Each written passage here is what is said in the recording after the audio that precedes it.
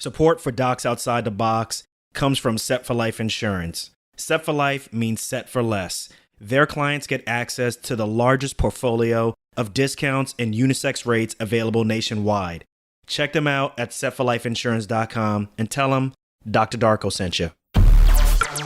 Welcome to Docs Outside the Box podcast. This is your official show, looking inside the minds of cutting-edge and innovative doctors. Think you'll find these stories in any medical textbook? Sorry. You're getting real live insight from men and women pushing the envelope beyond medicine. Ordinary doctors doing extraordinary things. Let's start now with your host, Dr. Darko.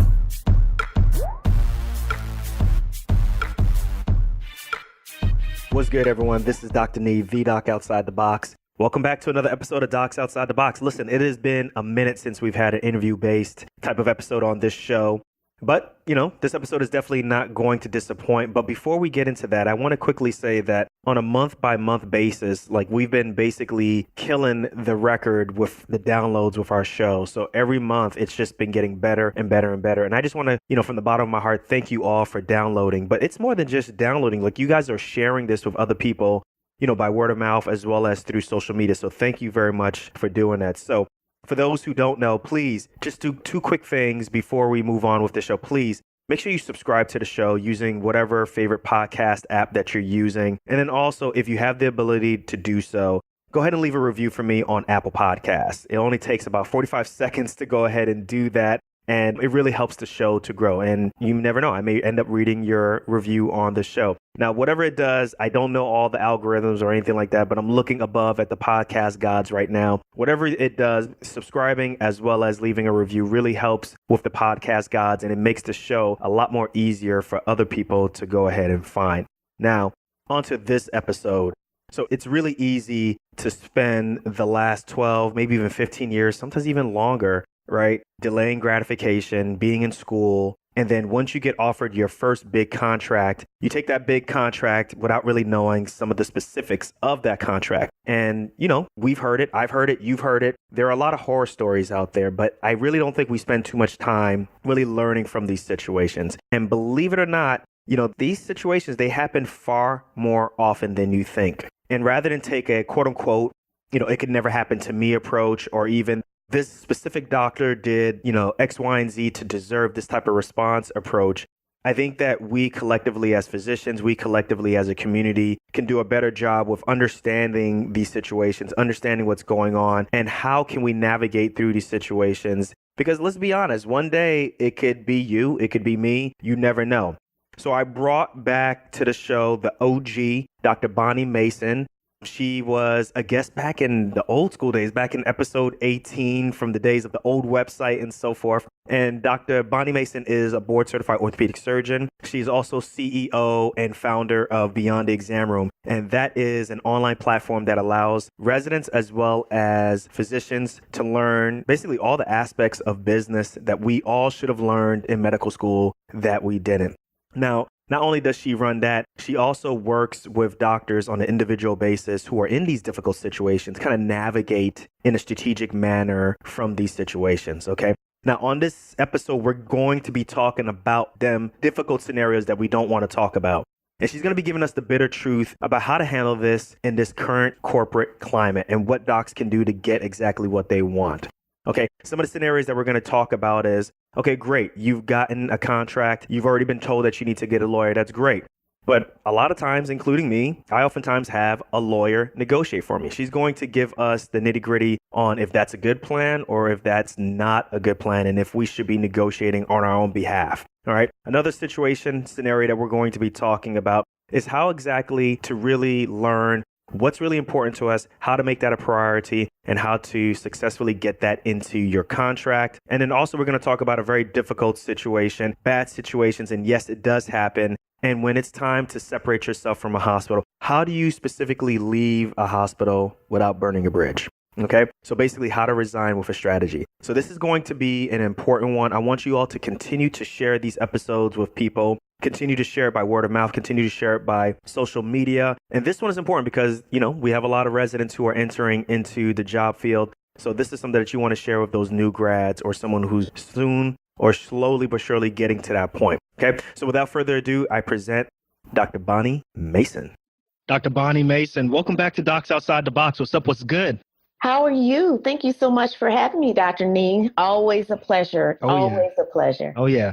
I'm always excited to have you on. We've run into each other a couple of times, whether it was at a recent conference, Dr. Dre's Medical Moguls Conference. But I wanted to have you back on to talk about some scenarios, good and bad, and things that, we often think about that we don't necessarily have that conversation, at least on a podcast level or, face to face. So I'm really happy to have you on here to talk about this issue.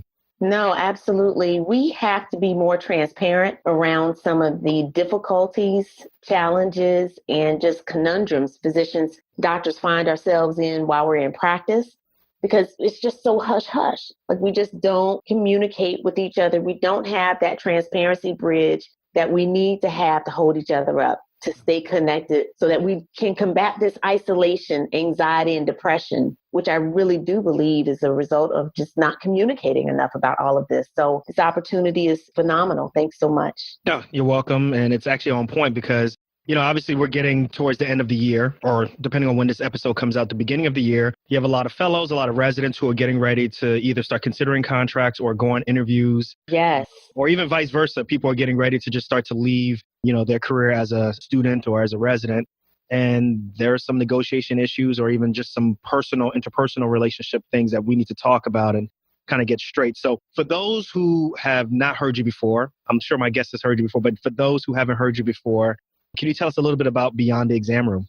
Absolutely. Well, thank you so much. And hello to your Docs Outside the Box audience. I'm Dr. Bonnie Simpson Mason, board certified orthopedic surgeon by training, but due to a relatively early diagnosis of rheumatoid arthritis, I was forced to retire just 5 years into my surgical career. But since that time, and even prior to the diagnosis, I've been a physician educator, advocate, and innovator.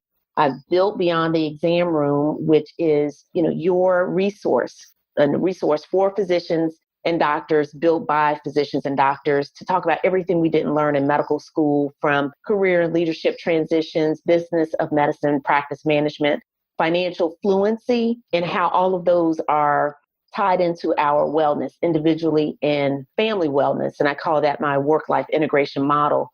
So we provide coaching opportunities, online courses, webinars, and live sessions for doctors to teach the body of physicians and doctors about these particular subjects. So anytime I have the opportunity to enlighten and share my experiences with other doctors, really based on all of the mistakes that I have made and that I've been now mentoring and coaching doctors through for, I'm just going to say, up 10 years. You're not going to date yourself? No, I'm just going to say up 10 I love it. years. Just based on all of these experiences, and just always looking for the opportunity to share more. So thank you. Well, let's jump right into it. Let's talk about some really bad experiences, and let's take it from a step-by-step standpoint. And let's get your opinion on it, and then we'll kind of just work our way through these scenarios, and we'll kind of just see where we end up. How's that work? Sounds great. Okay. So let's talk about some difficult situations. For example, the resident, the fellow, or even, someone who's going to find a new job. They're transitioning to a new place, and they are at the point where they have a contract in front of them and they want to start negotiating some items in the contract. Let's talk about salary, cost schedule, things of that nature, right? Most people now, I think, know that, reading through a contract by yourself is probably not the smartest thing. You probably should have a lawyer go through this. If there are people who are still out there, yeah, I think you should definitely have a lawyer go through your contract. But in terms of actually speaking with the CEOs or speaking with people who are making these decisions, what are your thoughts on having a lawyer negotiate for you versus you doing it yourself? So you just asked a loaded question there, Dr. Nee. I appreciate that, because let's start back with the resident or fellow who's transitioning into their first practice. This should not be a solo endeavor. This should not be an endeavor that you embark upon with little or no advisement. And let me just say this too. This is also not an endeavor you should rely on crowdsourcing your information from the internet. Okay? Got you. All right. Everybody's situation is as different as our fingerprints. Everyone's personal and professional situation is different from the next person as our fingerprint. So we can't take global or general information and apply it to our specific information and expect it to work. Just period, point blank. Okay. So you need first, it's my premise that when we're better informed, we make better decisions, and that will lead us to our best life. So when we're talking about this contract, it is the single most important document, usually ranging from 15 to 20 pages long, that is going to govern both your professional and personal life. So why would we sign that with little or no advisement?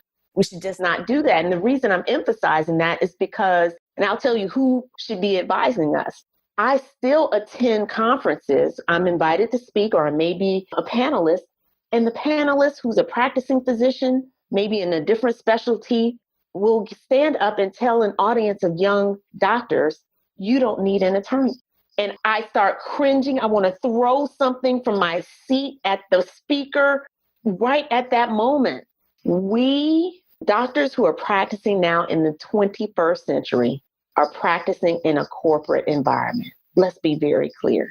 In 15 years or less, 90% of all physicians will be employed corporate physicians, meaning you will be a physician, a doctor who is employed most likely by a corporation, period. Guess who they have writing these contracts, Dr. Nee? Lawyers. Corporate attorneys, not just attorneys, right. Corporate attorneys. And let's be clear, attorneys specialize and subspecialize just like physicians do, just like doctors do. So corporate attorneys, these are the people who only see dollars and who only see big bucks and look to be as restrictive as possible in order to keep a positive profit margin at everyone's expense, including the doctor. They don't care that you spent all of your life and all of your money going into debt to become a physician, a doctor. They don't care. And this might be a harsh reality, but this is what we don't say enough of. Or Dr. Bonnie, preach. No, we got to hear this, preach. We just don't talk about it enough. So Dr. Nee, I'm reviewing likely one physician contract almost every other day now. And that has just picked up tremendously. That's great news. Especially over this year. Exactly. More people want to be better informed so they can make better decisions. But the terms of these contracts are becoming more and more egregious, and we don't see it. Why? Because we're not trained to do that. We are not attorneys. Yes, we are smart, which is why everybody under my Beyond the Exam Room umbrella, I said, we are smart docs. We have not been trained in law. It's not that we can't understand it, which is why, Beyond the Exam Room offers a contracts course so that we can build a fundamental understanding of this contract, which I expect us to read even before you go to your health law attorney. But we still have to not assume. Hold on. Let's take a step back. So you specifically said a health law attorney. So you can't just get any regular attorney to read a contract. I just knocked you out. Absolutely. So it has to be specifically a health law attorney. We want a health law attorney. Wow. Okay. And there are attorneys, there's an association of health law attorneys nationwide who, produce lawyers who only work in health law. That's what this is, health law. Just like I don't want my sister who's a psychiatrist treating a femur fracture, right? She doesn't want me treating a patient with schizophrenia, right? And I don't want to. We don't want a real estate attorney reading our physician employment contract. There are as many differences in those two legal specialties as there are between psychiatry and orthopedics. And we know that's two worlds apart, right? Yeah. So we need a health law attorney. It's not just somebody who is an attorney, because that person also will not understand the fluctuations within the corporate nature of our healthcare environment. They won't understand the nuances of the healthcare legislation that's being brought down and passed that regulates how we are being reimbursed via both productivity measures as well as quality measures. A real estate attorney is not going to understand all of that. So we need a health law attorney. So number one, yes, you need a health law attorney to review your contract. And then also too, because the contract represents, at a bare minimum, 6 figures, right? In its total compensation value, you should have your financial advisors take a look at the contract too. Really? What? Yes. Now, why do you say that for? Oh my gosh, because there's probably some mention of taxes in that contract. So why not have your tax accountant take a look at this contract? Because there are ways and times that you can be paid that will actually benefit you from a tax perspective or can be of a tax detriment to you, right? It's important for them to know how you're getting paid. How you're getting paid, and then your financial advisor can read through the benefits package. They can read through and help you understand the totality of the compensation that's being offered through your retirement plan, your vacation plan, your CMEs. I mean, your paid time off. There's a dollar value. So I don't know if you can tell by my face. I'm actually shocked because I'd never done this. And I actually consider myself kind of, up to date with what's going on and stuff. And I'm shocked by that. Wow, you dropping bombs today. I love it. Because I'm just over it. I'm all about dropping bombs in 2019. We're done being nice. I'm over it. We got to stop. We got to stop sending. And this is why every year, Dr. Nee, we send over 20,000 physicians into the workforce ill-informed or not informed at all. So we got 20,000 more people about to go out here and make another set of six-figure mistakes. Okay, with that in mind, what situations should you have your health lawyer actually speak to the representatives of the hospital and negotiate on your behalf versus, your contract reviewed by a lawyer, you getting advice from a lawyer, and then you going specifically and you physically doing the negotiations? So we have to be clear about the role of our health law attorney. So that health law attorney is there to advise us and to screen for us any legal landmines that might be in our contract and to advise us on how to get to a yes, right, in the contract. So, what I tell the docs is that you are entering into a new relationship, right, into a new situation with people. You're building relationships in a new organization with the people there. You're not building the relationship with the attorney, you're building it with the people. So what you want to do is and it's uncomfortable, it's anxiety provoking. We don't want to do it because once again, we've never had to do it. Going into medical school, there's no negotiating. And going into residency, also no negotiating. Mm-hmm. We were just happy to be in both situations. But in this situation, you have to stand in the fullness of who you are. You have to know your value. You have to be able to articulate that and look people in their eyes and say, this is who I am. I'm looking to build a win-win situation here for both you as an organization and for me and my family. These are the things that it's going to take for me to achieve that win-win because I want to be part of a viable and sustainable practice so that we can all benefit the patients. These are the things that I'd like to discuss. Okay. I love it. It's great. Okay. But you have to do that. Right. That's not your attorney. Your attorneys, again, understanding their role, come to the table or should be brought to the table. I would say usually if we're negotiating more of a leadership or an administrative role, where we have probably a lot more on the table outside of compensation, benefits, non-competes, and some of those things. Okay. So there are basic things all of us should be, A, knowledgeable on, but B, you have to be able to speak to those yourself, both now and moving forward. And if things get sticky, understand when you engage your attorney, they engage their attorneys. And attorneys like to do what? Argue. Go back and forth. All of that costs you money because it costs them time. So if there's something you can do, be it uncomfortable, albeit uncomfortable, you should still do it yourself. Number one is building your experience and your professional development capabilities around communication, critical conversations, and in leadership, because all physicians are leaders. All doctors are leaders. We're all going to be managing teams, and we're all going to have difficult and critical conversations as full-grown doctors wearing our big boy and big girl underpants on a regular basis. This is our opportunity to stand up and start understanding I can have this critical conversation, which is what I call negotiations. They're critical conversations. We can do that. We have critical conversations with our patients every day, getting them to buy on to our recommendations in terms of treatment plans, behavior modifications, the entire thing. Well, this is just with a new set of people. But when you are having this critical conversation on your own behalf, think about how much more meaningful that is for you. So why shouldn't you be the one to stand in that space and speak up for yourself? Doctors, you can do this. We can do this. We've done it before, right? In those medical school interviews, those residency interviews, we have to do it now. So once you begin and you have those first initial conversations in a negotiating capacity, with more practice, it becomes easier. And when, again, you reach an impasse, that's when you bring in the attorney who will then engage with their attorney to see if you can't get those last few legal things knocked out.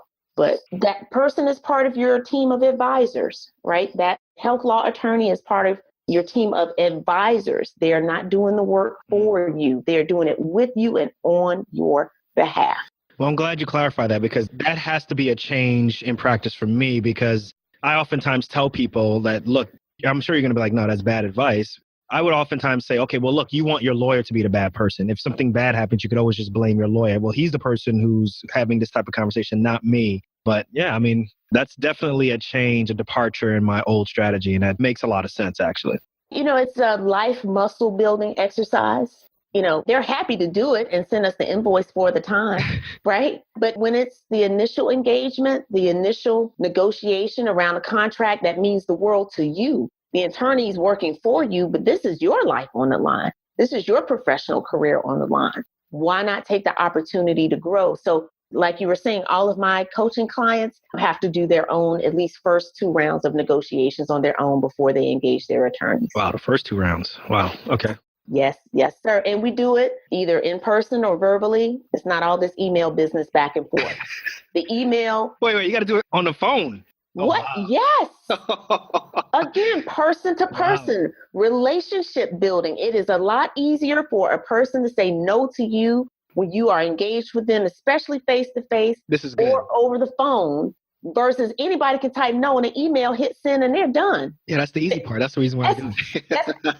Exactly. As Dr. Sherry Broadwater says, it's contact avoidance. That's exactly why we do it too. No, sir. No. All right. Well, then let me ask you this question, because you covered this in our first episode when we talked about, what are the important things in a contract, or at least what are the things that doctors should be saying are important to them? Because then, obviously the next step is you have the contract, you have gotten counseling on what you should be able to negotiate and what you shouldn't. So how does a physician determine, okay, this part of the contract is really important and I shouldn't budge on this, and part 2 is not that big of an important? What are the things that are in like maybe 1, 2, 3 in that type of order are the most important things in a contract? Well, this is why it's important to have this conversation with your accountability partner, with you as the doctor and your accountability partner, before you even review any contract. You have to know what's important for you. The health law attorney can't tell you that. You don't want to just be in a reactive situation to responding to the contract that you've received. You want to know going in what's important for me and what I need to see reflected in this contract. I'm starting to get the vibe from you that this is a more active process. Like the entire negotiation process is active, and physicians in general should stop relying on other people to do the work for them. Exactly. And it's actually with a very proactive offensive approach versus reactive and being on defense and just responding. But I'm not faulting any doctor, because that's how we've been taught, right? True. That's how we've been taught to be reactive. We're waiting to see if we'll be accepted to medical school. We're waiting to see if we matched. Well, now we get to take a more offensive approach and decide what's important to me in terms of my career. What are my needs, which are my non-negotiables? My needs are things I will not negotiate on. I have to have if this is going to be a win-win situation for me, right? Not just for the organization, which writes the contract and makes sure everything they want is in the contract. You have to know going in, even before you talk to your attorney, what's important to you, so they can make sure that is integrated into your contract. I have so many docs that will then, who might understand they need a health law attorney, who might turn around and say to the attorney, here, can you tell me if this is a good contract? Well, they can tell you that from a legal perspective, but they can't say that in terms of a customized approach for you and your life, because you have not articulated what your needs are. Your needs are your non-negotiables, and your wants are your nice-to-haves, your negotiables. So, for example, I had a doc, I was reviewing her contract. I'm in a big academic center out east, newlywed, talked to the doc, said, read through your contract. And so I give the educational and coaching support for docs who are negotiating into their first contracts or transitioning into their next contract. And I said, well, you were a newlywed, you beautiful bride. Aren't you all thinking about starting a family? And she said, oh, absolutely, yes. I said, well, there's no maternity leave mentioned in your contract. Are you serious? And she said, wait, what? I was like, there's no maternity leave here. Wow. I said, well, you're going to have to go back and negotiate that in. Wow. She comes back and she's like, about a week or so later, total score, doc. I was like, wow, what happened? She said, basically I got twice the amount of maternity leave as normal. And I was like, wow, how did you do that? Or, why do you think that happened? She said, because the team she was joining had never hired a woman before and didn't know what standard maternity leave was. So she got off because she opened her mouth. She negotiated for what she wanted, and she got more than what she wanted.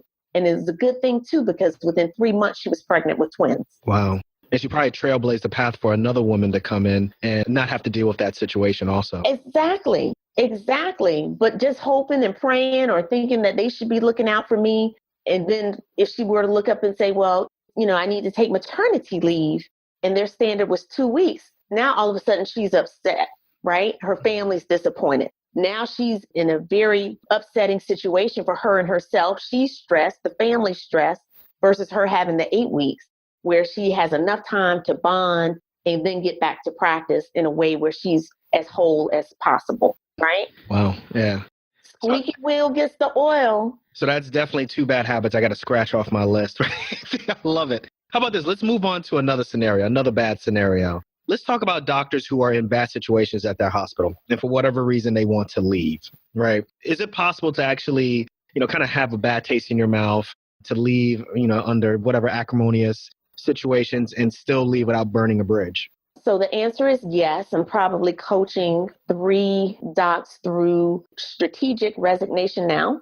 This is never a situation where you just want to up and leave. We do not work at McDonald's, so you just can't go in there and quit.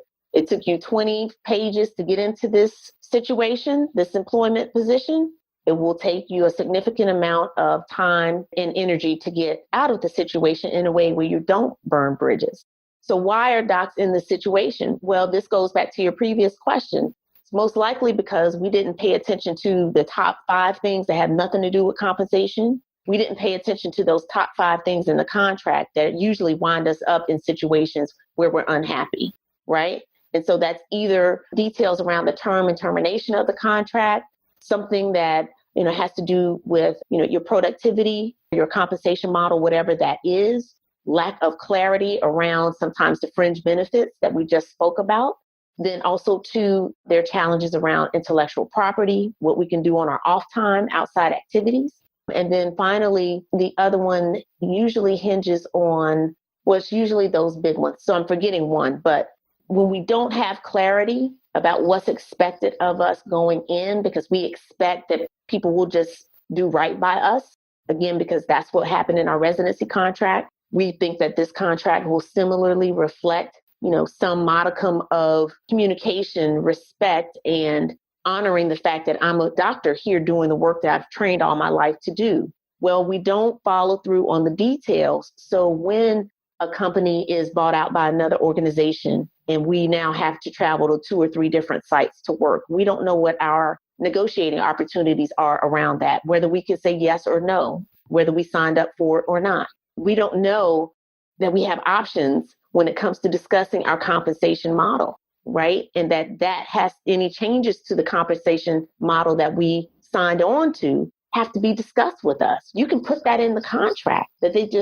if changes are to be made, it cannot be at the sole discretion of the employer, but it should also be upon conferring with the physician and a mutually agreed upon decision being made. You can put that in the contract so that you're not being ambushed with all of these negative kind of surprises during the course of your employment. And I see that so often that things aren't just what I thought they were going to be. Things have changed. Well, really, when I look at the contract, most of the time we have signed off on all of this in the contract. We just didn't understand it. We didn't know what we were signing off on. We were so anxious just to get the 6 figures that we figured and we were hoping and praying that everything else would be okay, which is now why I want all doctors to understand that you can lose $100K by signing a bad contract.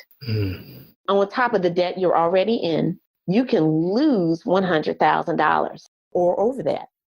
And I've seen that time and time again. I'm actually going to do a webinar on that relatively shortly because we don't understand there's a financial impact to not signing the right contract for you or to signing a very poorly written contract that doesn't meet your needs and your wants.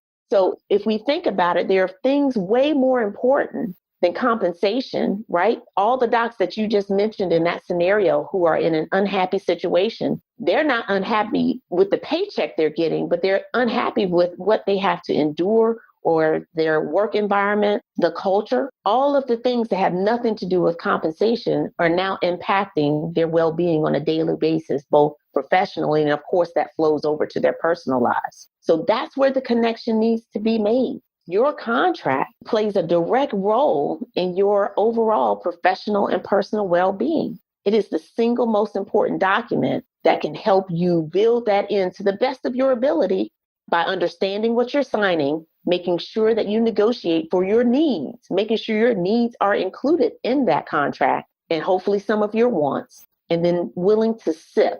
And so this is the advice I give every physician, and this is whether I have new physicians who are going into their first contracts. I have physicians who've been in practice 17 or 20 years who've never negotiated any part of their career, who are now looking up saying, oh, I should have done this a long time ago. So when you SIP, I call that SIP, S-I-P, through strategy, that's the S, using intentional documentation and proactive communication, we can be successful. But you have to have a strategy. We're not winging this.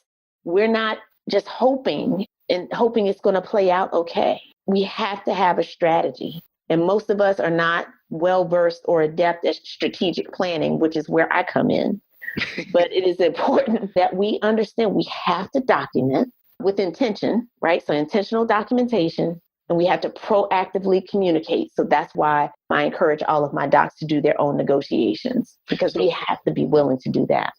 This is another mindset change too, because not only are you looking at your negotiations or your relationship with the hospital more proactive, it seems as though what I'm getting from you also is that if you're in a situation that you're not really happy about, you have to look at it as almost like a partnership with the hospital. Like you are bringing, like whatever they're bringing, you need to bring 50% also. And if there's an issue, then you need to bring it up in a strategic way and even offer a solution that, I guess is proactive on your part also. Absolutely. Why? Because many of the decisions that are being made at the hospital administrative level are not being made by doctors. They're not being made by people who have any buy-in to the doctor-patient relationship. So that means we will feel victimized when more decisions come down the pike that impact our ability to build that doctor-patient relationship, to help our patients achieve their ultimate best outcome. But we are not at the table negotiating on their behalf. We're not even sitting down with the administration on a regular basis. I require my physicians, my doctors, to now write into their contract that there will be routine and frequent communication with administration as part of the contract. So either on a monthly, bi-month, or at least quarterly basis, we're sitting down with the administration to review productivity, quality metrics, changes, workflow efficiency, anything that's going to impact how I see patients on a daily basis. I want to be at the table discussing this with the decision makers, right? I need to be one of those decision makers. So how do you get in front of a doctor who you're coaching and you tell them this and they're like, I'm just too busy. I can't deal with this all the time. Like, what's your answer for that? Well, you can choose to continue not to deal with it, and you can continue to be miserable. We have a choice. I get it. I mean, it's either communicate or be dictated to. And we work too long, invested too much not to understand your priority has to be rearranging our mindset in a way that we know we are part of the leadership, right? But that's going to take us being able to say, okay, if this means one patient less today so I can go and sit in this meeting, so I can make sure that, I'm able to preserve the way I practice, how I practice, and to make sure no asinine decisions are coming down the pike that just don't make good logical sense, because that's not how the doctor-patient relationship works. If there are no doctors at the table to say that makes no logical sense and here is why, then people who are not in the exam room will continue to make these decisions. Yeah, I don't know if you saw that article most recently in Forbes about the influx of venture capitalists into the healthcare industry, right? I didn't see the article, but I've heard about this, particularly in the ophthalmology field, right? Exactly. So now you have, these are just straight business people who are coming in to make more money off the backs of physicians who are the revenue generators. So you mean to tell me now just investors are coming in wanting to make more money? There has to be a point where physicians say, let me come into this meeting because I need to be at the table to let you know how this really works. It has to be part of the checks and balances system that I don't know that we know we need to be a part of. We need to be a part of it, people. Okay, well, then let me ask you this question then. So for the individual docs who are out there who are saying, okay, that sounds great, Dr. Bonnie, but what you're saying sounds better in a collective standpoint than more so individual basis. What can I do individually to make this happen, right? So I want to know, like, certain things, are there things like if we became more open with each other, for example, like between, let's talk about the scenario of a general surgeon, like is him sharing with, his partner or her partner what he makes on a yearly basis? Does that help? Us being more open, for example, like sports or in other corporate fields, letting each other know about how much we make. Does that help at all? Or it absolutely does help. I mean, I think the more we can be transparent in the areas, especially that we've been told, you just shouldn't talk about money because this should be all about the patient. No, this is about doctor survival at this point, right? And it is about being able to maintain a practice in a sustainable fashion. We have to be able to talk more about compensation, productivity minimums, right? How much are you being required to produce in order to get X salary? And is that the same amount that I'm being required to produce at a minimum in order to make set salary? That should be equitable across the board.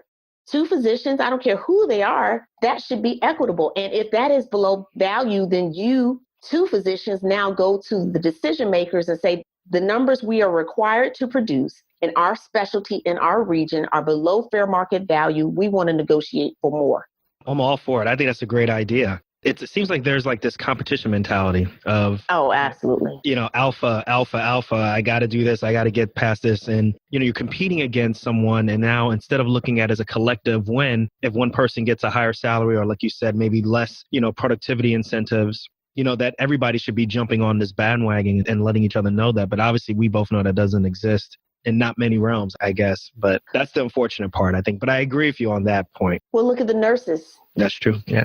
The nurses have figured out individually we're powerful and collectively we're unstoppable. When are we going to get a clue? There are 3.2 million nurses in the U.S. There are only 800,000 physicians in the U.S. You mean to tell me we can't pull this together?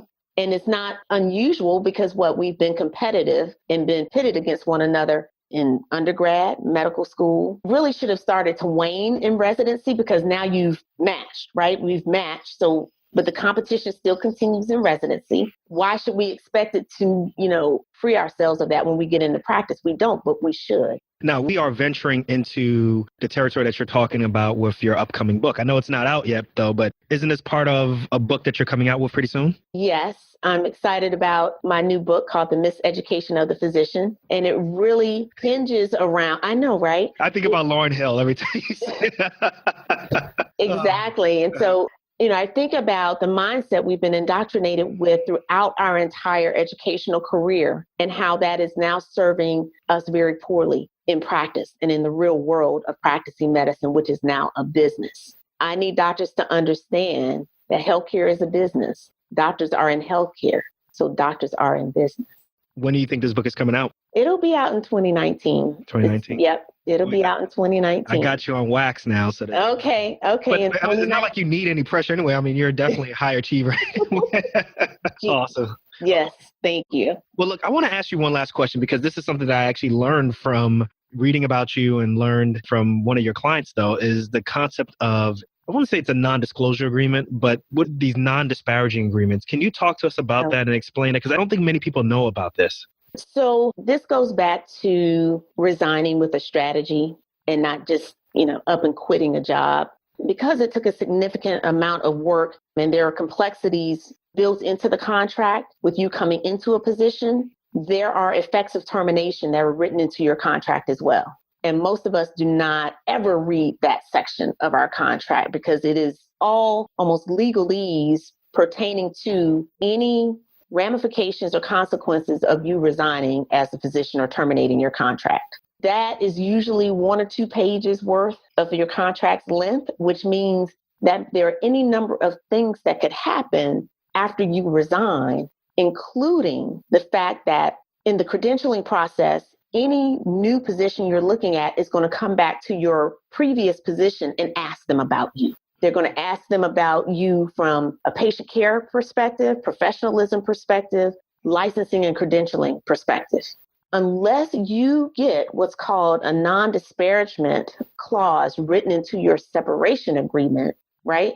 You can't guarantee that this hospital won't say something disparaging against you that could prevent you from becoming credentialed at another hospital. Yeah, I was And shocked. that can happen year over year. I can't tell you, there's so many docs who now have come to credentialing committees to defend themselves, even if they had not done anything wrong. All it takes is for any situation to be cited on your employment record and then have that elevated to your credentials at the hospital. So then the credentialing committee is reviewing some, issue or concern that may have turned out not to be of any merit. But if it's on your record, then that could follow you even after you leave this position. So there are a lot of assurances that you have to give in writing, because if it's not in writing, it didn't happen. You can have these negotiation conversations, but they have to be followed up with an email that's date and time stamped, recanting what happened in that conversation, just as a part of the record, right? So you have to have certain things documented in your separation agreement, term, communication. You have to have it documented so that it will not negatively impact your ability to be credentialed in future employment situations. Most of us don't understand that. So you're talking about burning bridges. We just want to walk away and we're mad. I'm like, no, ma'am. No, sir. You can be mad, but we're going to need to have some conversations to make sure that you can work in the future. Right. And you walking away and burning bridges and not being as professional as possible, and rightly so, you probably have good reason to be upset if you are at the point where you want to leave. But it has to be managed strategically. It has to be managed with intentional documentation and proactive communication around the things you need in that separation agreement. Dr. Bonnie, dropping gems, dropping bombs. This was really good. It's a lot. Really good. It's a lot, but I think it's something that at least there's help out there, right? And at least we're talking about it on this show. Obviously, you have a huge clientele and you're making waves within that realm. So this was really good. This is really good. I really felt like we got a lot of concrete things done. For those who are out there, they're listening to you and they're like, oh, where is she? I want to meet her. I want to talk to her. I want to hopefully, hire her. How do people get in contact with you? How do they email you? All of that. Please take a moment to tell us how. Oh, no, that's completely awesome. I can be reached and we can set up discovery sessions through my team at info@beyondtheexamroom.co, beyondtheexamroom.co. So please reach out to me there directly, but also follow me on Instagram. I'm at Dr. Bonnie Mason on Instagram, Dr. Bonnie Simpson Mason on Facebook. I have the Beyond Exam Room Forum on Facebook group as well. And then we have, if you go to our website, www.beyondtheexamroom.co, I have a list of courses, and then the coaching opportunities are there as well. If you are in a difficult situation and you need a strategy, then you can sign up for one-to-one coaching with me. But if you want information so you can become more knowledgeable, get the information you need so you can make better decisions. I have my contracts course, I have my negotiations course. All of those can be found at beyondtheexamroom.co. Our calendar of events will be there with our webinars for the year in 2019. And it's really my goal, Dr. Nee, which is why I appreciate the platform, to, really as impactfully as possible, reach out to as many doctors. I want to reach 2,000 doctors this year. That's my goal. Mm-hmm. If we got 20,000 going into the workforce, that's 10%. Can we get 10% of us to be better informed so we can make better decisions and live our best lives? We deserve that. We've earned that. So this is really about us spreading the word to one another to say, you don't just have to go out there and hope that it works. Because now I'm receiving calls from doctors who are a year out, who are saying, I made the wrong decision. What do I do? I signed this contract already, but now I found a better job. I'm like, yeah, but you already signed a contract, right? You have to understand the gravity of what we're moving into. And unfortunately, I've worked for years with academic institutions and hospitals and medical centers to get them to provide this information to physicians. And unfortunately, that's not where their value system lies. So now I'm going directly to every physician in every, vehicle platform that I have access to say, listen, please tap your colleague on the shoulder because that person's not getting this information either. Please tap your friend It's like docs don't let docs sign contracts without advisement. Right. Right? Don't do it. We have to do this for one another. And if our contract says, there's a confidentiality clause out there, which they all put in because they don't want us talking to anybody about it, well, that's a way to keep us isolated, right? And that's a way you're not going out here putting their contract on the World Wide Web, but you are allowed to have advisors. You are allowed to do your due diligence and to be as informed as possible moving into this situation. You are. Well, we have to do it.